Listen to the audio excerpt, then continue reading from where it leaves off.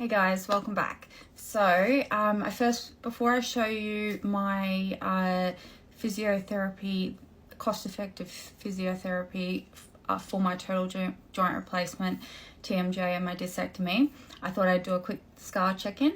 So I do have a little bit of makeup on today. This is my first time wearing a tiny bit of makeup, but my scars. So here is my total joint replacement.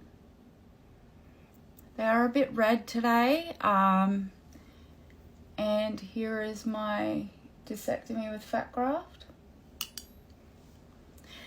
Now they are a bit red today, and that brings me to the cream that I'm going to do a video on as well, the silicone cream. So I'm going to do this with you guys so we can experience this together. So basically he's given me some paddle pop sticks, and each day I have to add one. All right, so what I have to do, my opening at the moment is 9 centimeters. Before surgery it was 30 centimeters. In a month's time he's hoping that he will see more towards the 30 again. So I grab 9 of them.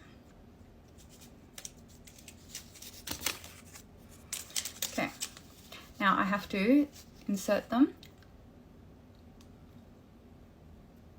Voila.